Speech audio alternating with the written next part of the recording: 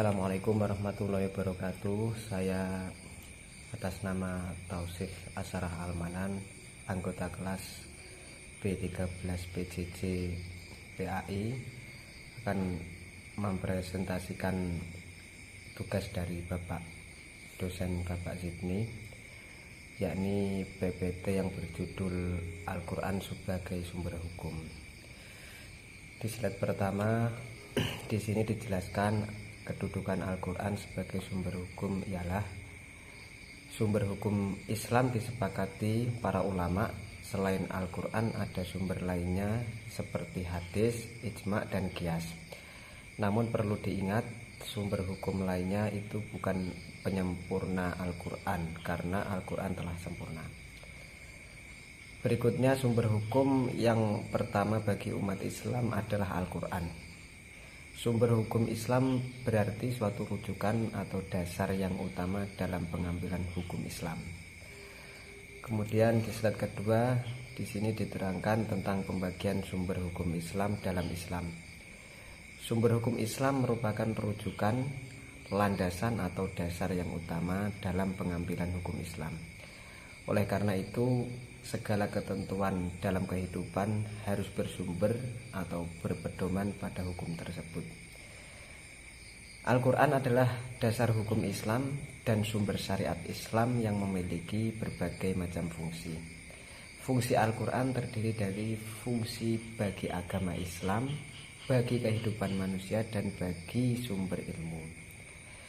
Selanjutnya, sumber hukum dalam Islam digolongkan menjadi 3, yakni yang pertama adalah Al-Quran merupakan sumber pertama hukum Islam yang memuat panduan kehidupan manusia.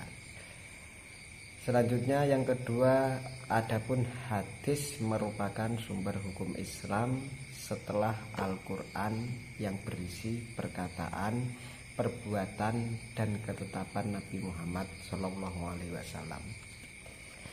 Yang ketiga atau yang terakhir ialah sementara itu ijtihad memiliki kedudukan sebagai sumber hukum Islam yang ketiga setelah Al-Quran dan hadis. Ijtihad digunakan untuk menetapkan suatu hukum Islam yang belum disebutkan secara tegas dalam Al-Quran dan hadis, akan tetapi harus memenuhi kaidah berijtihad dan tidak boleh bertentangan dengan Al-Quran dan hadis. Kesimpulannya dari PPT ini ialah Al-Quran menempati posisi yang pertama dan utama sebagai sumber hukum. Dan Al-Quran merupakan sumber ajaran yang bersifat berpedoman dan pokok global dengan menerangkan tentang kaidah-kaidah syariat serta hukumnya yang cocok diterapkan di segala zaman dan tempat. Islam adalah agama yang memberikan pedoman hidup yang lengkap bagi pemeluknya. Sumber utama pedoman bagi umat Islam adalah Al-Quran yang mereka yakini sebagai firman Allah Subhanahu wa ta'ala yang diturunkan kepada Nabi Muhammad SAW. Selain itu, umat Islam mengikuti ajaran hadis yang merupakan kumpulan ucapan dan tindakan Nabi Muhammad SAW.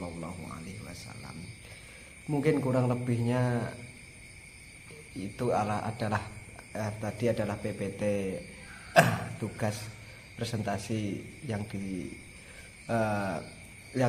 saya presentasikan dari tugas Bapak Zidni. Kurang lebihnya banyak salahnya mohon maaf. Assalamualaikum warahmatullahi wabarakatuh.